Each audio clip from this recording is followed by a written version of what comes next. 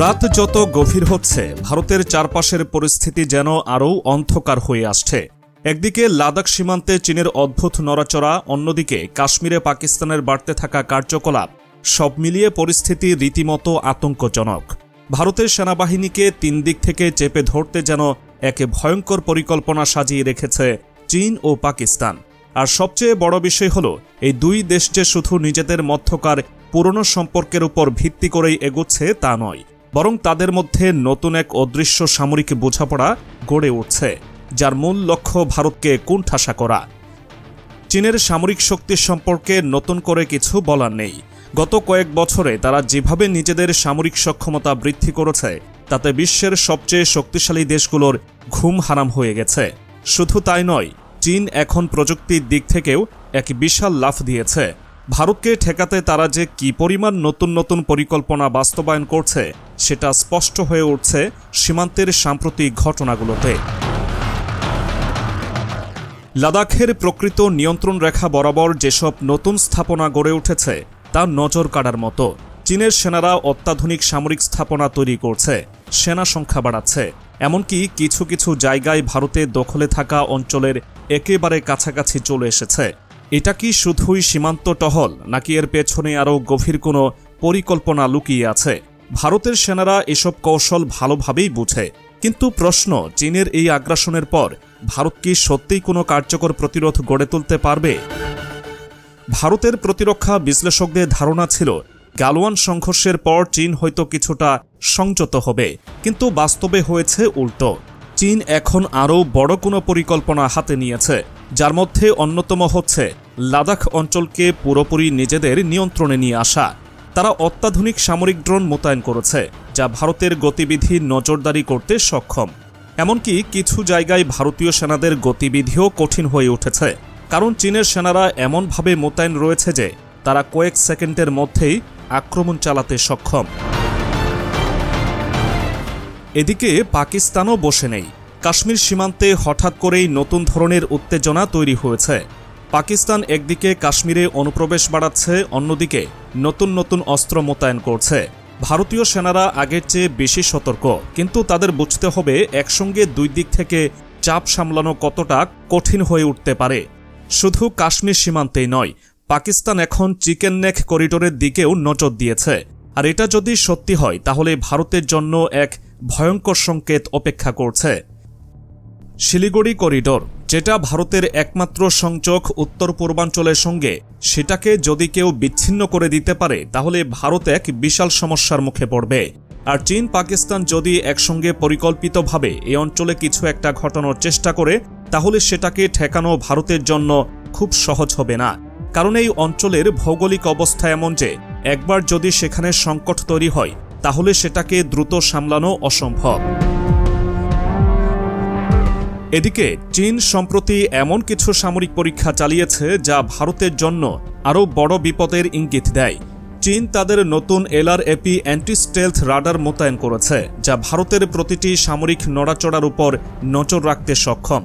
এই রাডারের ক্ষমতা এতটাই শক্তিশালী যে এটি কয়েক হাজার কিলোমিটার দূরের সামরিক গতিবিধিও শনাক্ত করতে পারে। এর অর্থ হল, ভারতের বিমানবাহিনী কিংবা ক্ষেপণাস্ত্র প্রতিরক্ষা ব্যবস্থা এখন অনেকটাই চীনের নজরদারির আওতায় চলে এসেছে। শুধু তাই নয়, চীন সম্প্রতি সীমান্ত অঞ্চলে বেশ কিছু নতুন সামরিক ঘাঁটি তৈরি করেছে, যেখানে তারা উচ্চ ক্ষমতাসম্পন্ন ক্ষেপণাস্ত্র মোতায়েন করেছে।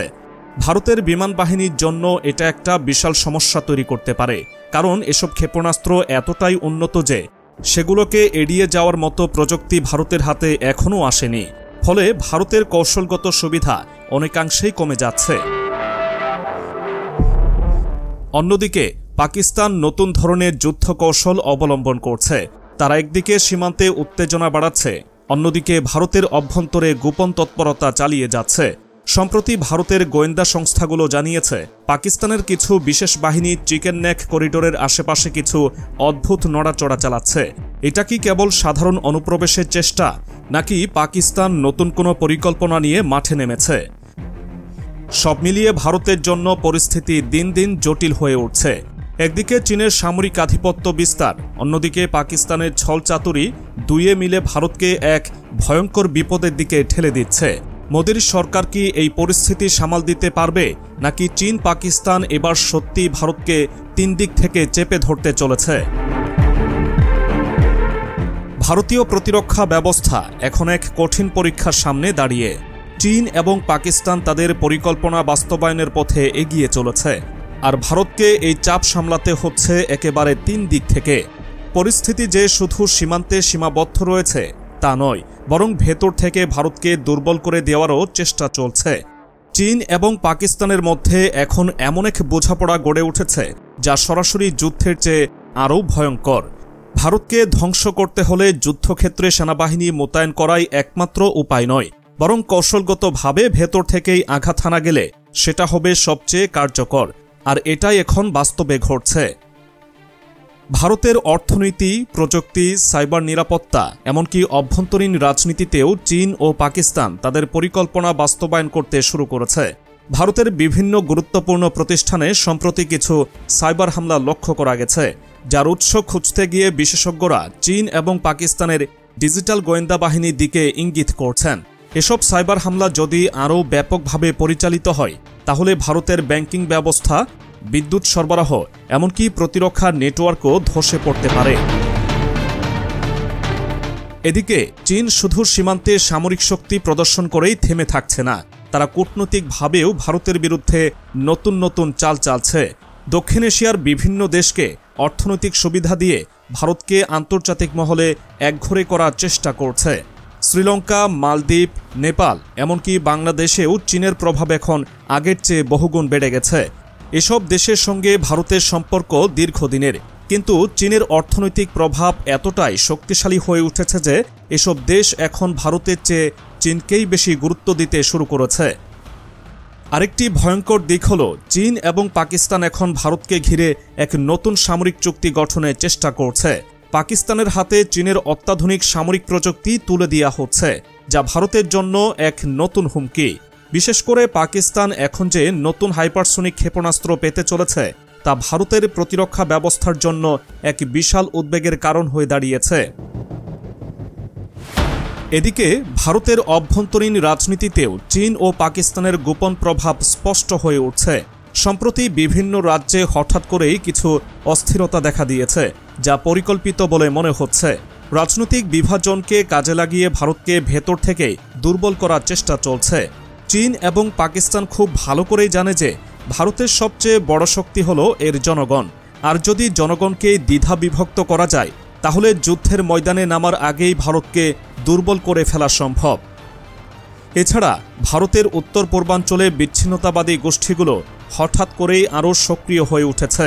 এসব গোষ্ঠীর সঙ্গে চীনের দীর্ঘদিনের সম্পর্ক রয়েছে, আর এখন তারা আরও সাহসী হয়ে উঠছে। চীনের গুপ্তচর সংস্থা এসব গোষ্ঠীগুলোকে অস্ত্র ও অর্থ দিয়ে সহায়তা করছে, যাতে তারা ভারতের অভ্যন্তরে বিশৃঙ্খলা সৃষ্টি করতে পারে।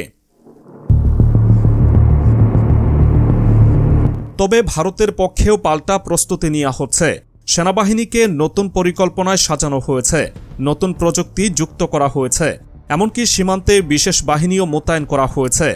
ভারতীয় প্রতিরক্ষা সংস্থাগুলো জানে যে চীন এবং পাকিস্তান একসঙ্গে আক্রমণের পরিকল্পনা করছে, আর তাই আগেভাগেই প্রয়োজনীয় ব্যবস্থা গ্রহণ করা হচ্ছে। এখন দেখার বিষয় হল এই উত্তপ্ত পরিস্থিতির শেষ কোথায়। চীন পাকিস্তান কি সত্যিই ভারতকে কোণঠাসা করে ফেলবে, নাকি ভারতের শক্ত প্রতিরোধ তাদের পরিকল্পনাকে ব্যর্থ করে দেবে? একদিকে কূটনৈতিক চাল, অন্যদিকে সামরিক উত্তেজনা, এই লড়াইয়ের পরিণতি কি হতে চলেছে সেটাই এখন সবচেয়ে বড় প্রশ্ন।